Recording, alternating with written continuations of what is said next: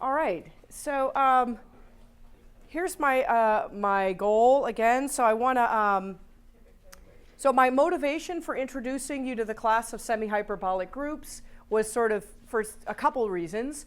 One was to, I think I said this in the beginning, was to sort of show how mathematics develops. So there was this beautiful theory of hyperbolic groups that Olga spoke about last week, and so many of the things that were true there and worked there, people wanted to generalize, moving to non-positive curvature. And so when you have this, there was a flurry of activity at that time to kind of say, oh, I want to be the one to like come up with the right thing, or to kind of nail this right from the start. And so there were actually many different proposed definitions for non-positive curvature. So just to give you an idea of a few of the things that were this is like when I was a graduate student. So I was sort of really lucky to be entering into geometric group theory at that time because it was just insanely exciting. So there were sort of the kinds of things that were going on were things like people studying cat zero groups, because that was it was a notion of non-positive curvature that was completely just about the metric space. So we discussed it, and we're going to discuss that more. But then there was this idea that the Cayley graph has geometry, so you want to just work in a Cayley graph. So the kinds of things that were out there were the cat zero groups, and then these Cayley graph notions of how can I just think about geometries on the Cayley graph and somehow model the non-positive curvature. And we saw that a little bit yesterday where I said, well, we kind of want to borrow the convexity from the plane because that's our standard non-positively curved space, and see if we can make that work in a Cayley graph, which is really what the motivation for semi-hyperbolic groups was about. The problem is that it's pretty difficult to verify that a group is semi-hyperbolic, right? It can be really difficult. So so there's kind of I think of two different kinds of math that people do. There are people that think about the general theory of how can I write down definitions in a theory that gives me a framework to work in. And then there are people who say, okay, but are there natural examples occurring in that theory? Or there are people who say, like Tatiana's been talking about, sort of this dichotomy of examples and non-examples. That's kind of like a big picture of, I think, the way mathematics is often done in a setting. And with geometric group theory, it just sort of burst into this huge industry of people coming up with the definitions and the examples and the counterexamples, and all of that is still going on. When it comes to non-positively curved groups, a really interesting place to look at how this has sort of developed over time and what the state of affairs is this blog that's called Here There Be Dragons. Have people heard of this? So, okay, that's really, really nice. It's based on Martin Brideson's ICM talk some years ago now. It's probably been more than 10 years ago. But a lot of the ideas that I'm trying to convey to you this week are in that, and it's very conversational. So if you're interested in this stuff, that's a really nice place to look. All you actually have to Google is Here There Be Dragons and put the word Bridson, because there's also a children's book called Here There Be Dragons. So they are slightly different. Okay. Maybe not too different. Who knows? Okay. All right. So I want to give one sort of summary lemma, and then again I want to take the word weakly out of the definition. All right. So here's my summary lemma. So here's a. I didn't say this yesterday, but I would have if I had those extra 3 minutes, but I didn't. So we defined what it meant for a proper geodesic metric space to be semi-hyperbolic, and I just want to shorten that a little bit. So this would require proof, but it's not so bad. So a geodesic metric space X is semi-hyperbolic, and I'm just going to abbreviate that today SH because it's easier to write. If and only if X admits in a continuous quasi-geodesic bicombing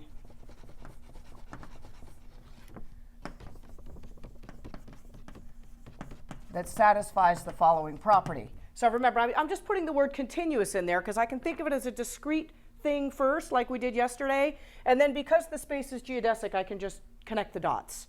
So that's just an added bonus of when you're working in a geodesic space. The original definition, I didn't need that to just define the discrete notion of a combing, of a bicombing. that satisfies this. There exists a C, I want to make sure I get this right. Yes, such that. Now remember, I had this little quadrilateral picture, and I'm going to draw the same quadrilateral picture except with one. Notice now there's only one constant instead of a K1 and a K2. There's going to be one constant, and now the picture is going to look like this. I'm going to have an X and a Y, an X prime and a Y prime. And all I really have to do is check this condition for this can be less than or equal to 1. These two side lengths can be less than or equal to 1. And then I put my combing lines in. Right, those are my combing lines. Oh, those get primes, and this one doesn't. And it's this, and again, I keep making it look as if these are the same length, but they're not necessarily. I could have had this one stop here, as long as this distance is less than or equal to 1. Then all along the way, these guys are less than or equal to C. So if I march out like this, each time I'm less than or equal to C. All right, so I draw that with an inequality.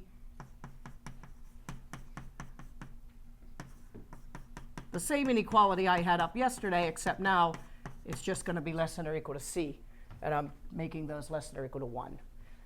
If you had, so this is an if and only if. That requires proof, right, that if I just have it for these, then I can build up to get it for the more general looking quadrilaterals that I had up yesterday.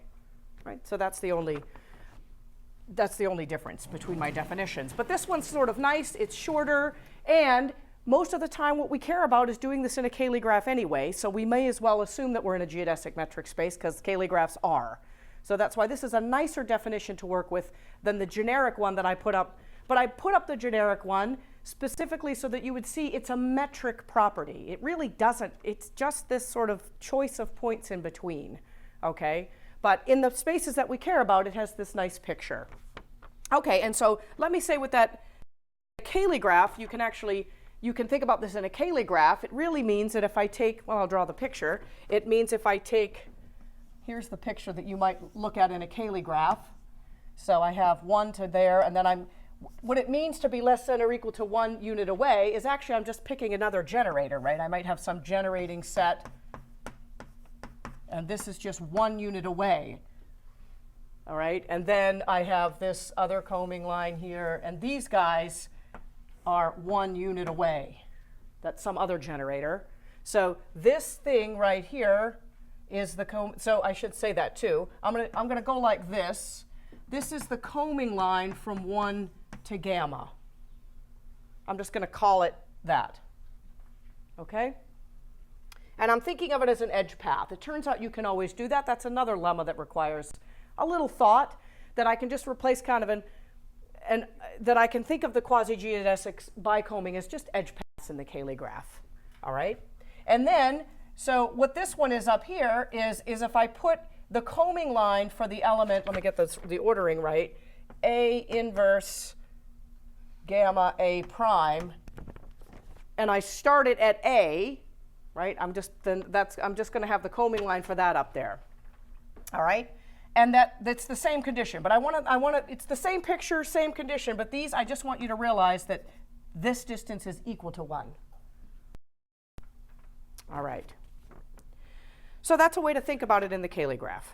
Now, remember, this is just weak semi-hyperbolicity. This is just the weak semi-hyperbolicity. So what I want to do is I want to add this extra condition. Okay? So the extra condition is equivariance.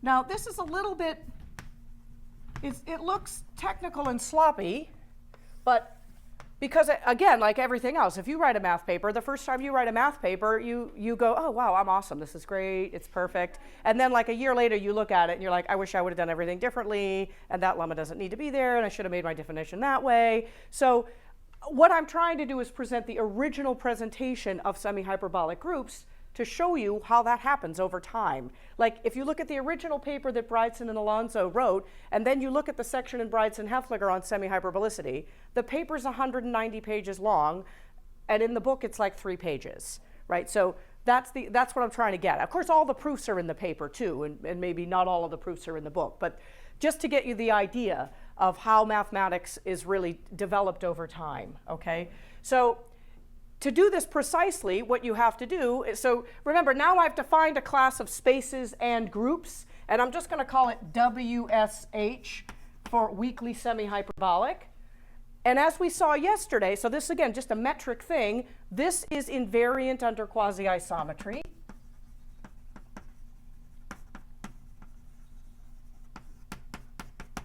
Right? And what I'm about to do is I'm going to give you an extra condition, which is going to give a smaller class inside of there called semi-hyperbolic. Okay?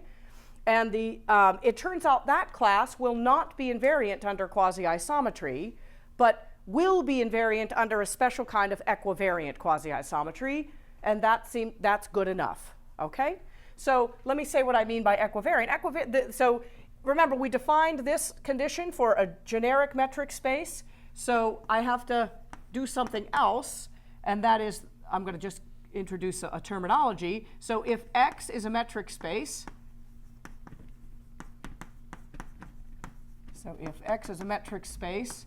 and X admits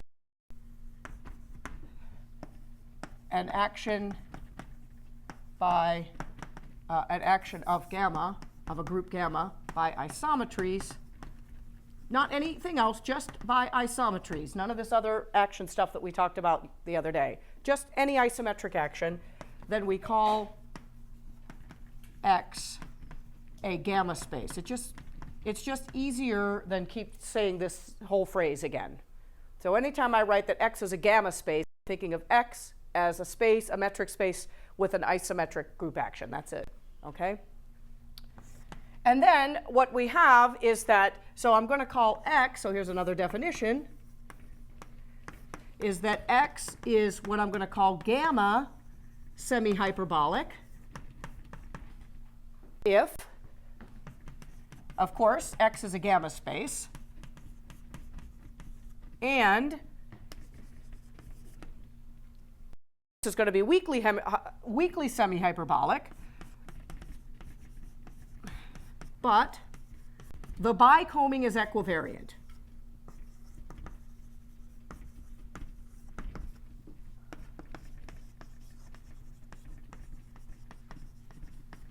Gamma equivariant.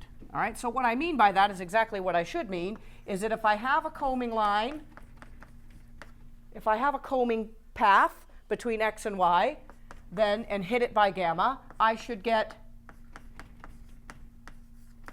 the combing line for the translates. It's as simple as it could possibly be. All right? And I'm also doing this to keep in with our general theme of we want a group to be in a certain geometric class, if it, a class of geometric groups, if it as itself is a metric space with that property. That's the idea. That's the idea we've been trying to get across so far. So now I can call a group, a finitely generated group, gamma. So, and I'm going to fix a generating set. And have you noticed my generating sets used to be called S, and now they're called A, because I'm using S for something else. So we have to be careful there. So a finitely generated group is going to be semi-hyperbolic if I have this space. So that space with the gamma action by left multiplication. So remember, that's what I need to be. I'm going to need something like this. I have to have a space and an action. So is semi-hyperbolic if X is semi-hyperbolic. So if this space with this action is gamma semi-hyperbolic. Looks overly technical, and I'll simplify it in just a minute, but again, it's really to get the theme out there of what we're trying to do. Okay, so the first thing you have to prove is something about you. So again, I said this isn't invariant under quasi-isometry, so you might worry about me changing generating sets, but it turns out it is invariant under change of generating set. So Looks like it's not from this definition, so that requires some proof, that I would have to prove that, okay? And I will, so I'm going to put as a remark, I'm going to at least tell you why it's true, that this is independent, this notion is independent of generating set. Okay, so if we go back and try to think what happened with hyperbolic groups, why was that a notion that was a group theoretic notion? Was by the Schwarzschild-Miller theorem. We had a theorem that said if I have a quasi-isometry between two metric spaces and one of them is delta hyperbolic, then so is the other one, which meant that Cayley graphs, all of them, either one of them satisfies it, then they all do. So you need that kind of theorem to be able to move forward. All right. So there is a theorem like that. Let me get it right because it has a little bit of extra thing to it. Oh, yep, here it is. Right, so here's a theorem. And again, this is proved in the original paper, but also in the book. This one, well, it might not even be proved in the book. I think it might not be proved in Breitz and Heffliger, but it's definitely in the paper by Breitz and Alonso, which is now quite old. I think it's from 1990, maybe. I mean, I don't mean that old, but older than I'd like to think, because that means I'm older than I'd like to think.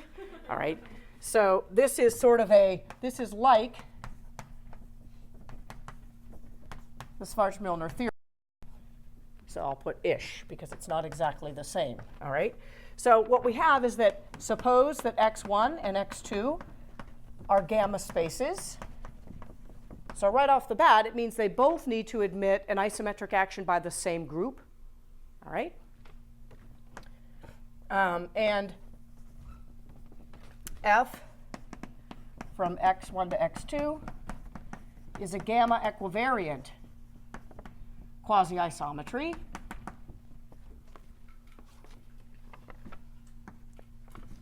Then if, now you have to be a little bit careful here, if gamma acts on x1 freely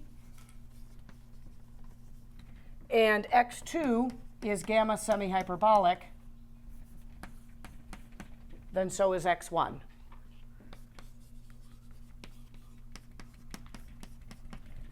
And vice versa. So I could have switched the roles of x1 and x2 here.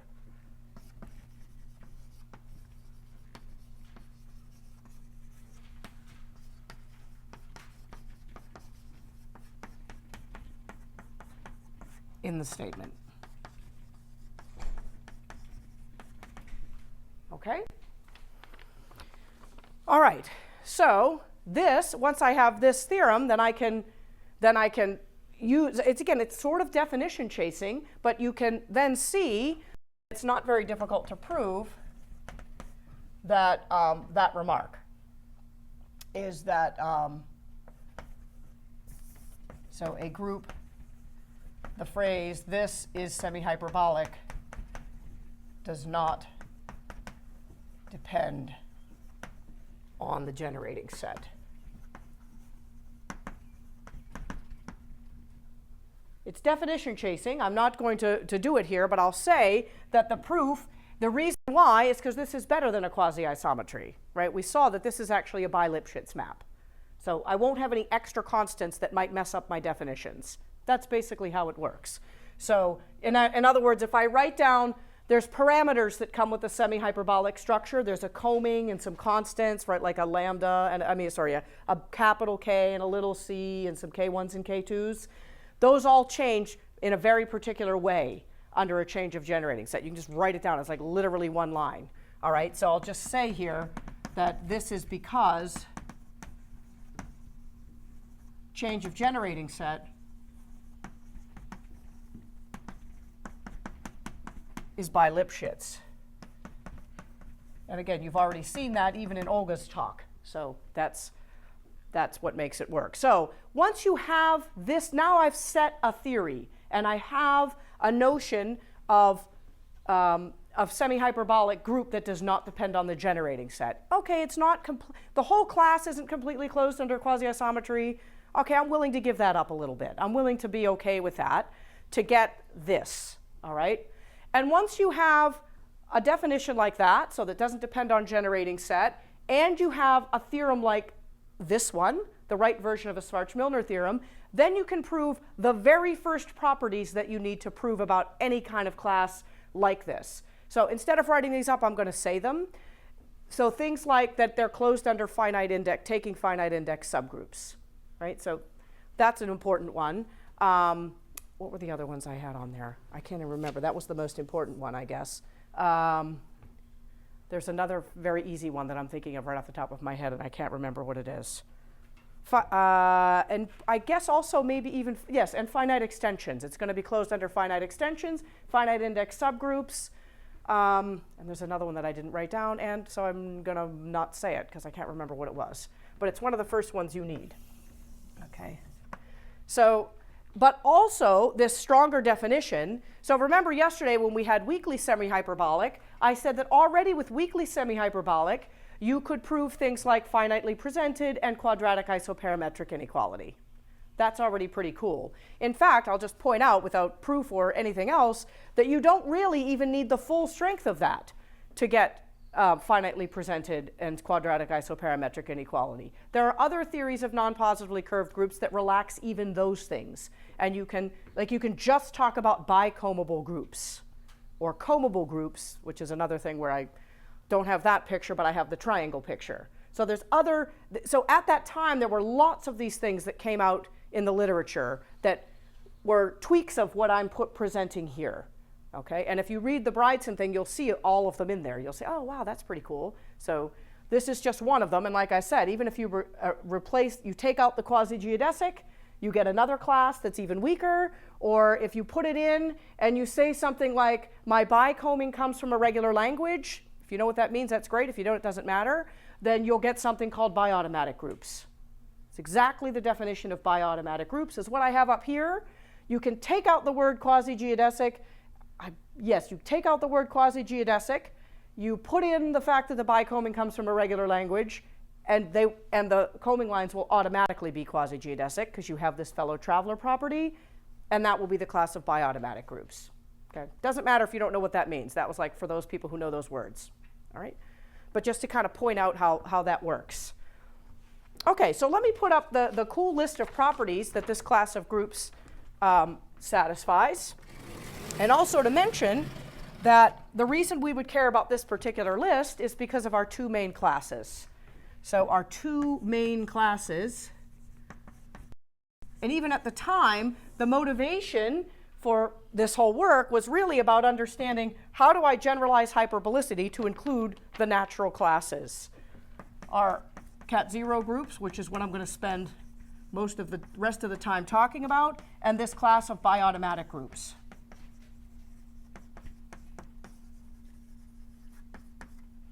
Okay, so this is the one we're going to spend a lot of time on. Okay, there are semi-hyperbolic groups that are not cat zero groups. We'll get to one of those.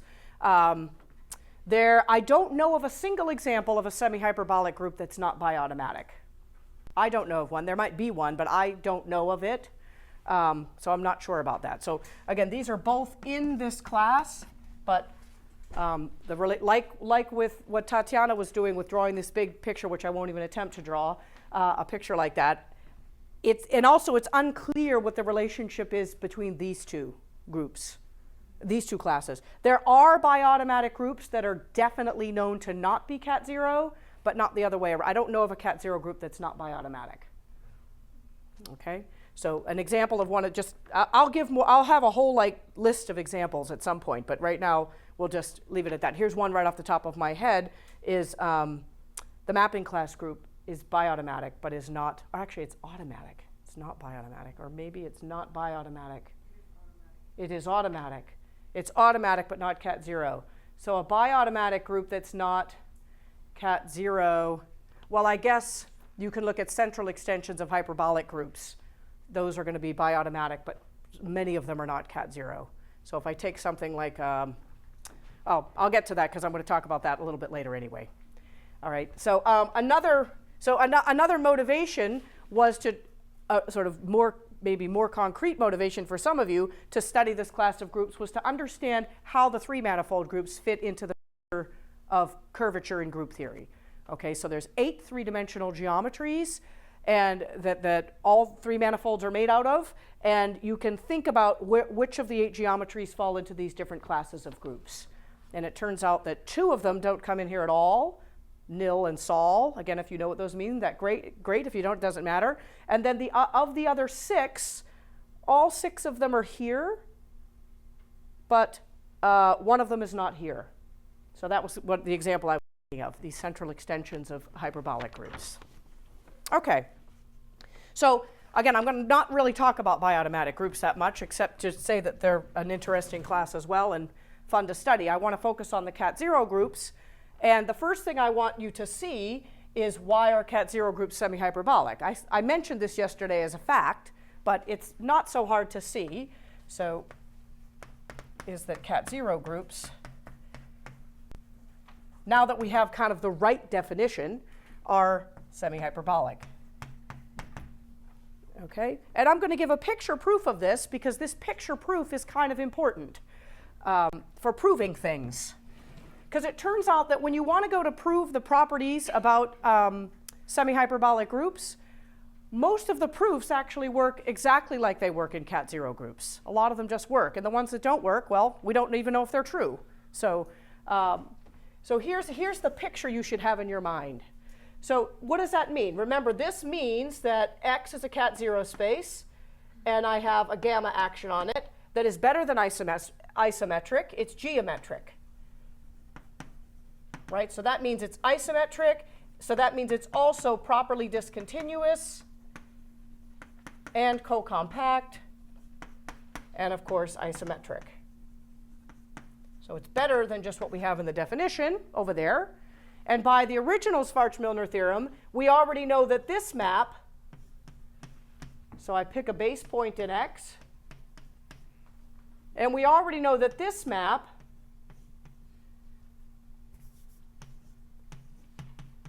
is a quasi-isometry. In fact, an equivariant quasi-isometry, right, is a gamma equivariant quasi-isometry, no matter which generating set I put on gamma. For any generating set, or I could just think about a word metric, however I want to do it. We know how to think about that as a geometry. In any way that I put there, I'm always going to get that this map is a quasi-isometry. Okay? But if you think about how the proof works, so if you really think about this identification a little bit more clearly, here's what you get. So I want to think about this map in the reverse direction. I want to think about starting in X, because remember, the whole idea is to say, I already know cat 0 spaces are a lot like Euclidean space, and they're awesome. They have unique geodesics. They have, the flatness like the plane, or nothing worse than the flatness like the plane. So instead of thinking of transferring information this way, I want to think about transferring information that way. All right? So in the proof of Schwarz-Milner, what we did was we did this first. First, you construct a nice generating set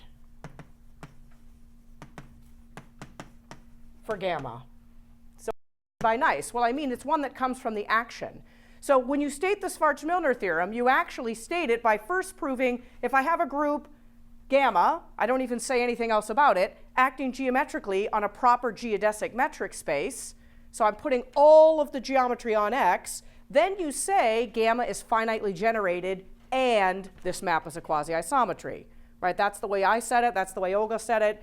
There was a proof of it in her notes. And the proof, the very first step in the proof is this one. And that is what you do is you say, okay, co-compactness means I'm going to just draw a little X naught here. And co-compactness means there's some ball, pretty good, that whose translates cover the whole space. Right? There's some D so that the D ball covers, the translates cover that union. Cover the whole space. Okay? So, and then what you do is you look at the generating set, that is the set of group elements that don't take this off of itself, that intersect it, that whose translate intersects. And the proper discontinuity says that's finite. So there's a finite generating set. So in some sense, for this action, this is the nicest generating set, because it really gives you, what you'll see is a copy of your Cayley graph inside of X in a really nice way.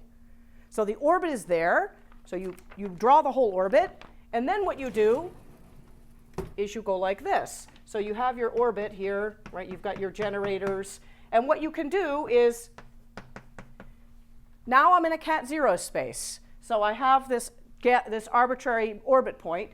I have a unique geodesic between them because I'm in a cat zero space.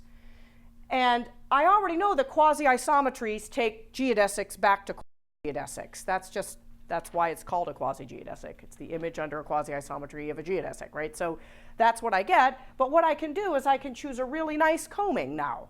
I can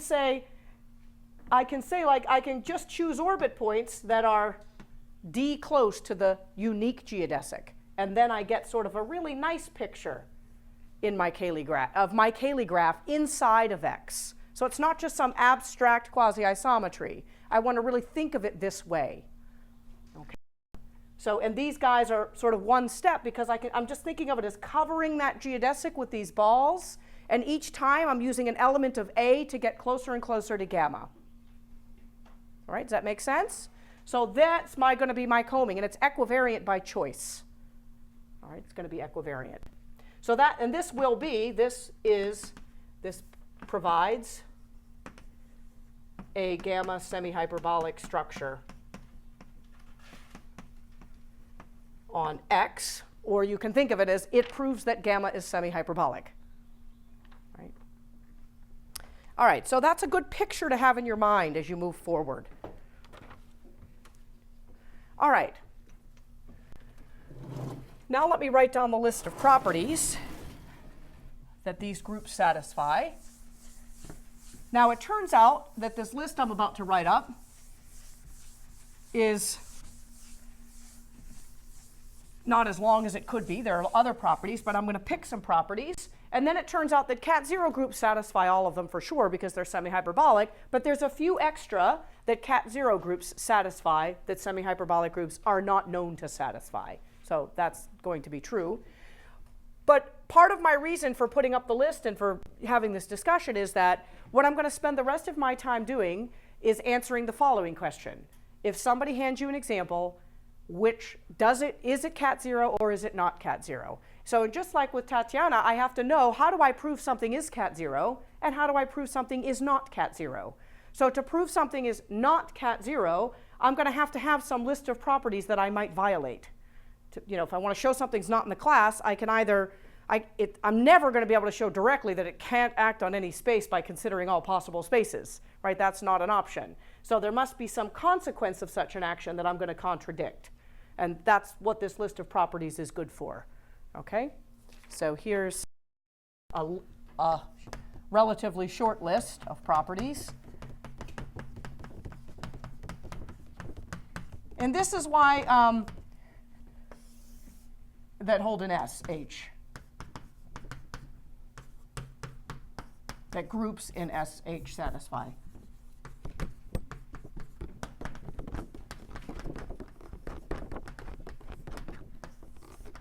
Okay, so I already said a couple of these. That's finitely presented and quadratic isoparametric inequality. Okay. Solvable conjugacy problem. So I'm going to write that one out because I don't really want to talk about this so much, but I want to just point out that it's a geometric property. All right, so it's really a cool statement. It says that, so what I mean by that is there exists a constant, and I think this was probably one of the major results in the original paper was the simplicity of this proof. All right, so there exists some constant such that if words U and V, so I can think about it as words. So I have some gamma A.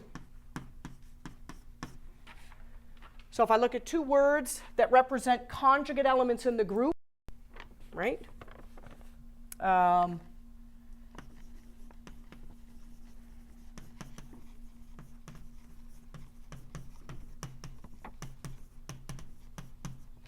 in gamma, then, well, it's if and only if, there exists a word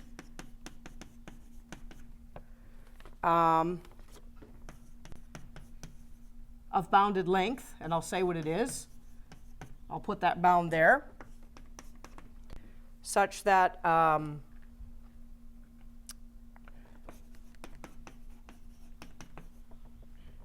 this is true in gamma, as words in gamma. So remember, when I take a word in the free group, I can think of that as a path, right? I can think of that as a path in my Cayley graph. And when I look at the endpoint of that path, that's the group element I'm talking about, right? It's the standard map from the free group on the generators down to my group. That's what I mean by in gamma. This is an equation that holds in gamma as group elements. And the length is this mu to the max of the lengths of U and V. Okay?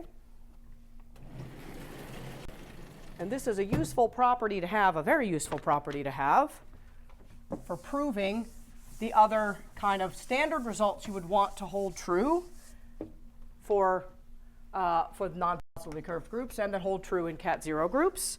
So abelian, so remember I said at the very beginning of lecture yesterday that in hyperbolic groups, Z subgroups are undistorted, right? Well, those are pretty much the only abelian subgroups in a negatively curved group or a hyperbolic group.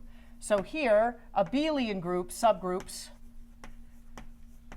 are undistorted.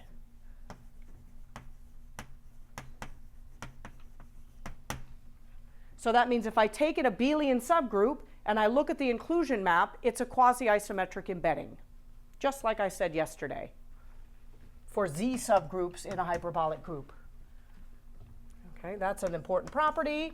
Also, that I'm going to say this sort of more generally.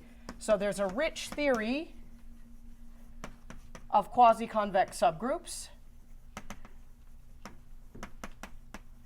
But those have to be defined with respect to the combing lines.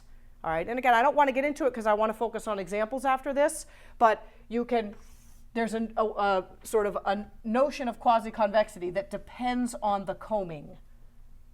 All right, so remember, sigma is going to be my comb. I'm going to call it sigma instead of S now, because really I just think about what is a combing of a group is I just make a choice of a path from the identity to any element. Sometimes that's called a normal form as well. So I just make a choice. It's like picking a spanning tree of my Cayley graph in a particular way that's equivariant. All right? So that's really that's another way to think about what a combing is, and especially an equivariant one. I'm making a choice for every group element. I'm making a particular choice of a way to get there from the identity. And then I have an equivariant. Then I hit those around to get a nice subgraph of my Cayley graph. And so quasi-convexity has to do with that combing. It's not just a generic metric thing. Okay? In particular, things like centralizers are quasi-convex, just like they were for hyperbolic groups. And intersections of quasi-convex are quasi-convex. I think Olga talked about that as well. I was looking back at her talk to see what she said about quasi-convex subgroups, and I think those are the main things she... Oh, and also that quasi-convex subgroups in the class.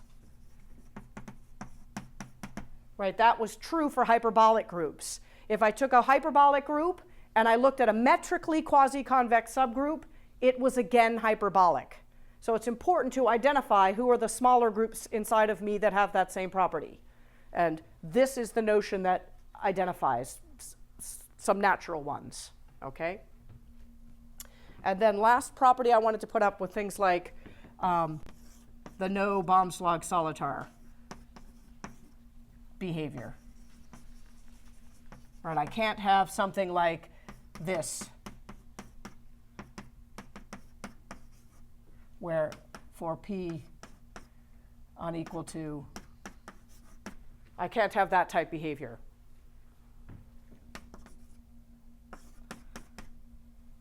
That's pretty good. No BS behavior. You could chuckle about that.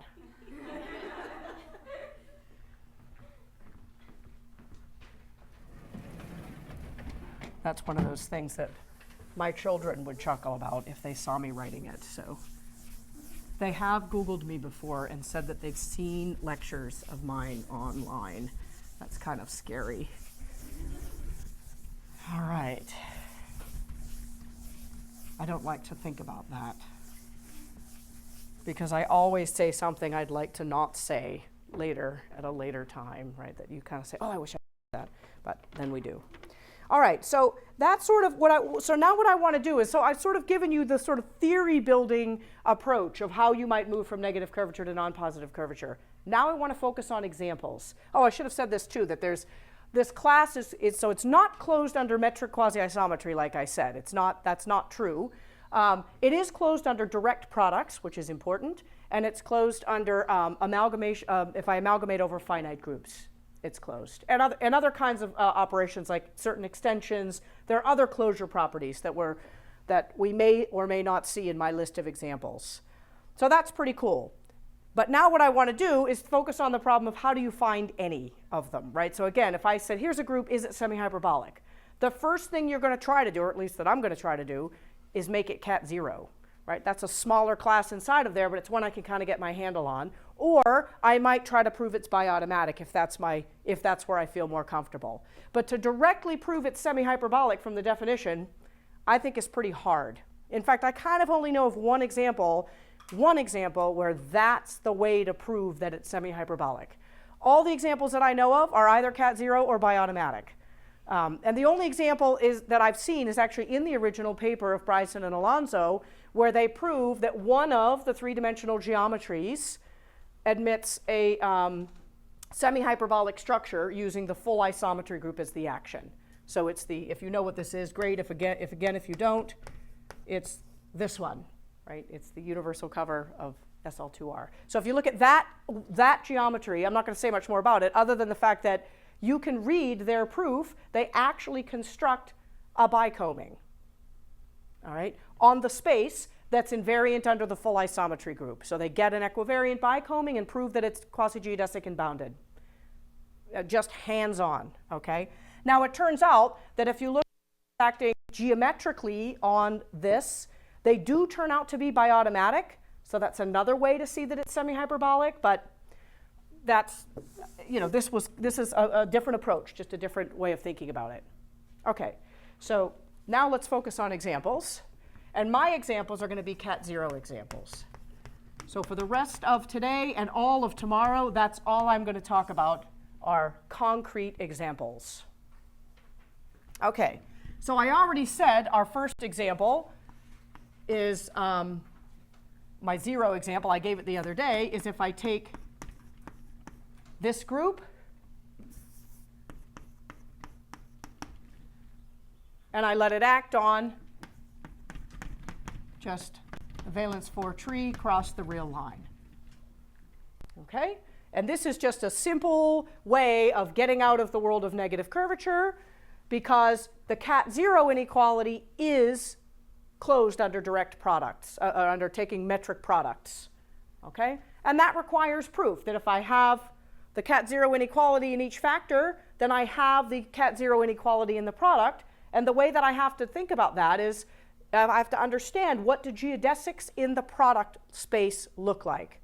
Right, so remember this, I should probably say that, but maybe I'll just say it and not write it, is that if I look at a product space and I draw a geodesic, I can project it to each factor, and each one of those things will be geodesic. In fact, it's an if and only if. Okay? And that's just because we're using the Pythagorean theorem to define our metric on the product. All right, so this one is a geometric action, and we have a nice group here that is definitely not negatively curved, but is non-positively curved. So that's one way of building examples, is to take old examples that you already had that were nice and take their direct product.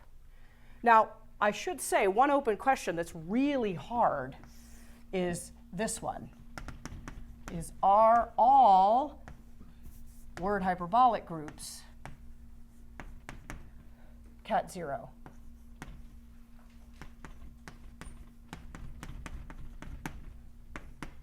You can imagine that that's a very delicate question. It is a very delicate question, So remember, just by the nature of their definitions, if I take a word hyperbolic group, all I know is that it acts geometrically on some delta hyperbolic space. That's a global curvature thing. Remember, things of size delta can be ignored, and delta could be like 9 billion. So there's kind of no relationship between those metric conditions.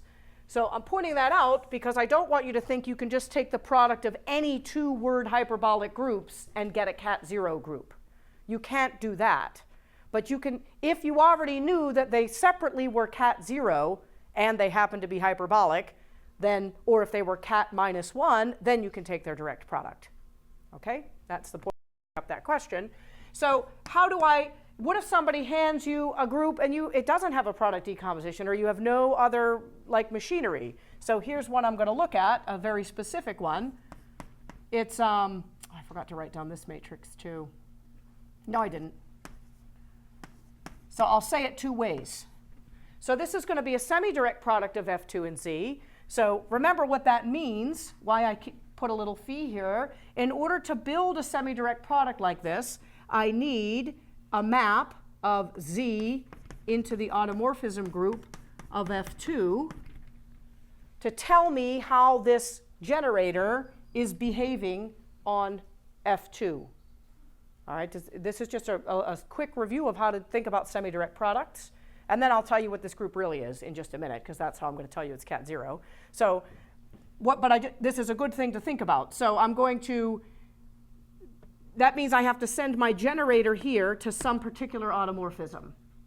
And I'm going to send it, that's what the phi is. In order to define a semi-direct product, where the F2 is normal, I need to know the action of Z on that F2. And to know that action, I have to pick an automorphism of F2. And so I've picked this automorphism, and I can actually define that automorphism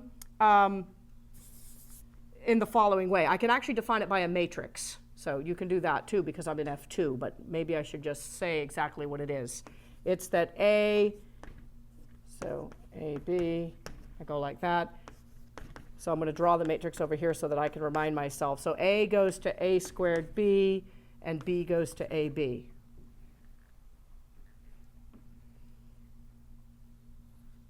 So I've drawn my matrix really, really tiny. Maybe you can't see it. Now you can't see it because I erased it. All right. Because it turns out that the semi-direct product, the isomorphism class of it, really only matters up to inner automorphism. So I can really just pick somebody in the outer automorphism group, right? The isomorphism class of a semi-direct product. I just gave this homework question in abstract algebra. That's why I sound really, really expert on this. But it actually only depends on the class up to inners. And for out F2, you can, out F2, you just really have to look at GL2. So it's really a matrix thing for this very, very n equals 2 here. All right, so anyway, but it doesn't matter. I've given you an automorphism, and that determines a semi-direct product. So you think, whoa, how am I ever going to show that's cat zero? Well, once you write this down, you can write down a presentation for the group once you know that it's of this form. You can actually write down a presentation based on this structure. Right? So I have the A, I have the B, and I have the T that generates my Z. And all this automorphism does is tell me how conjugation by T works. Right? That's the whole point of a semi-direct product, is that you want a normal factor, and a semi-direct product with Z is even better. That's more complicated, then this gets more complicated. But if it's just a Z, it's just telling you the conjugation action of that extra element T.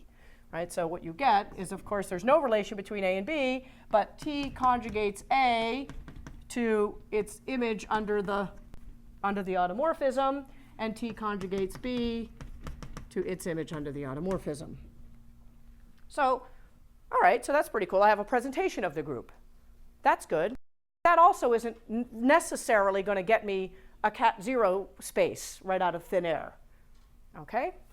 But you will see with my next example that sometimes that's actually a pretty good place to start.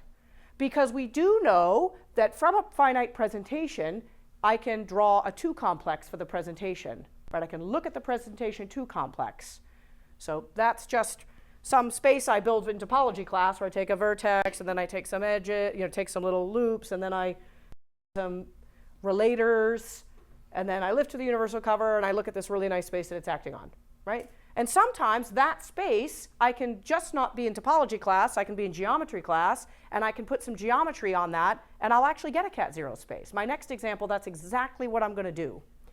But it turns out for this one, that's not necessarily the nicest way to think about this group. Okay? So I'm going to tell you that the one that I've written down right here is actually also the fundamental group of the figure 8 knot complement. You might not have recognized that, but it is. So figure 8. Okay? Oh, wow, that's weird. My phone would be, I should have my phone put away. I usually do. Thankfully, I don't have the volume on, though, just a little buzzing. All right? So that's a different way to think about this group. And now this, actually thinking of this as so then I'm going to get a more natural space that it acts on. Okay? So let's think about the space that acts on. Does anybody have any ideas? Well, it's a 3-manifold, right? This is a 3-manifold group, but it's a hyperbolic 3-manifold, but has one torus cusp. Okay? Again, if you don't know what that means, it doesn't matter. If you do, then you'll be like, oh, okay, I know exactly which space. I don't care if you know that or not. What I'm going to do is I'm going to construct a space right now. So it turns out that this group acts by isometries on, in fact, properly discontinuously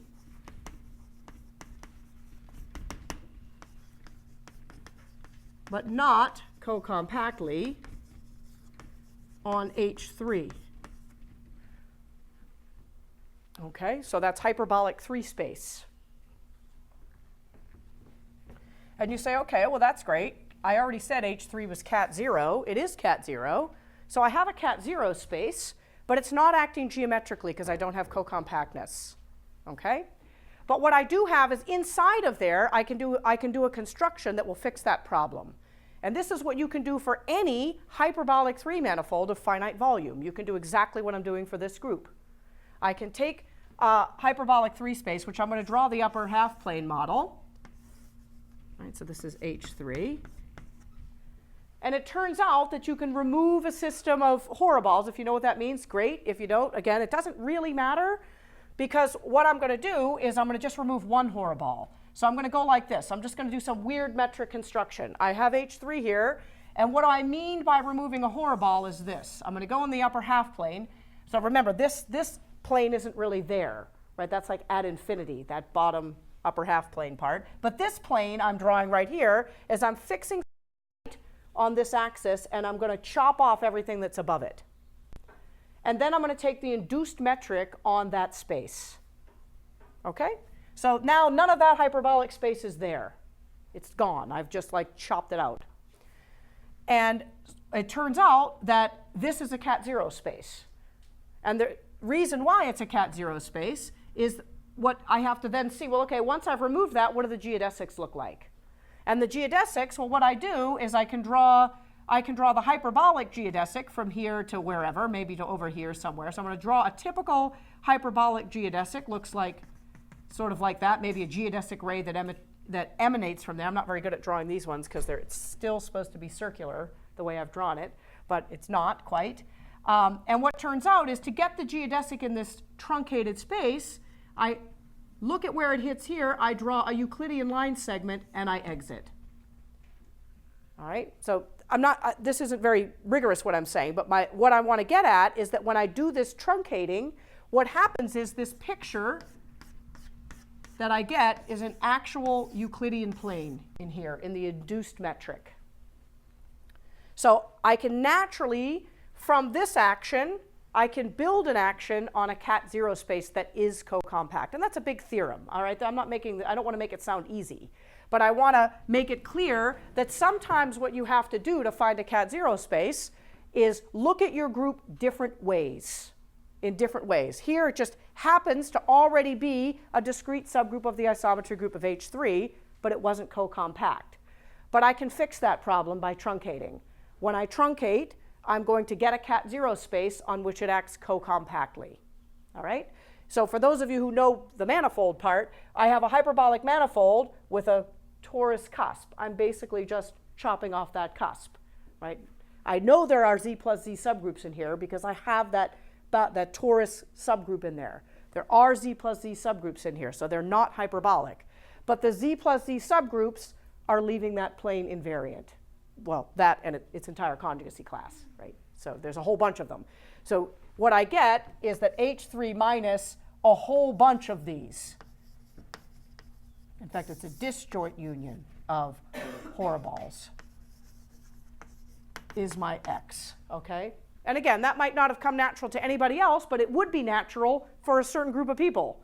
And I don't mean the word group in the mathematical sense. There'd be lots of people that would think, oh yeah, okay, I can fix that problem, no problem at all. That's an easy fix, okay? Now in the last 5 minutes, I want to do one more quick example to show you that, okay, that one was kind of hard. I probably should have waited and done that one a little bit later. Maybe this one's more elementary. Horoballs, so it's a, yeah, so horoballs are, so what I do, so let me just say, oh, my phone is on, no, that's my phone. Stop calling me. All right, there we go. So a horoball is, let me wait to answer that question. Who asked that question? All right, let me answer that afterwards, all right? Because I just want to say the one last example is this one.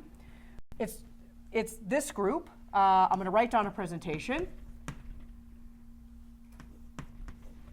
I want, actually, let me use X and Y here.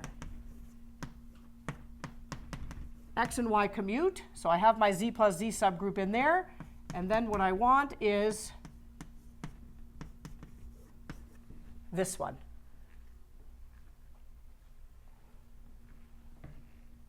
So this is another group. I should have done this one first, now that I think about it. It would have been a nicer way to end this talk. This one, it turns out that when I draw the presentation 2 complex, so remember, that's just like what I've already said. I'm going to be gluing in relators of length 4 can fit around the edges of a square. Right? I could just draw them on the edges of a square. And then what I can do is I can draw that, I can think about that complex and lift to its universal cover. So up in the universal cover, remember the one skeleton's the Cayley graph of this group. So the Cayley graph of this group looks, if you could even start to draw it. So I'm going to draw it like this. There's my z plus z. I want to draw the z plus z in that direction. And then I have this extra letter t. Right, so let me put 2 colors in there. So these guys already have little squares in for the commuting. I'm just kind of drawing the one neighborhood of this Cayley complex. So I'm kind of drawing a picture of a flat plane right there that's sideways. That's what I've drawn right there. And now what happens when I put in this generator t? So I put in t. And what I get is I get some, if I do it from my notes, I should have come in and drawn this. I think my y is here. I want to get these right. So we have t inverse, yeah. So what I'm going to get is I'm going to have a square here, but I'm also going to have a square here. I'm going to have a square underneath that looks like this. And I'm going to have one that looks like that. All right. So this is actually on the board the way I've drawn it, and this one's kind of perpendicular to the board.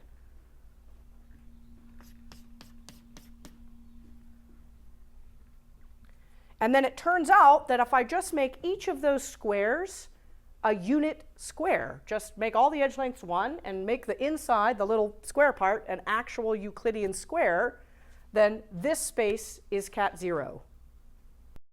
So the universal cover is a cat 0 space. Okay? So I won't have time to say why, but that'll be a big part of my talk tomorrow will be to explain how did I know that that's cat 0. By just looking at that picture, it turns out I can tell you that it's cat 0. In fact, one of the things I'll show you is that you can look at complexes built out of polygons like this and decide very concretely whether I can put a cat 0 metric on them or not. So it's a first step of looking at combinatorial objects and trying to get a nice metric structure on them. This one just turns out to work for very simple reasons. Cube complexes are especially nice, But you can also do this with other kinds of presentations that are not just relators of length 4. Maybe not that one so easily, but other ones like that. All right, and I'll stop there because I hate to go over.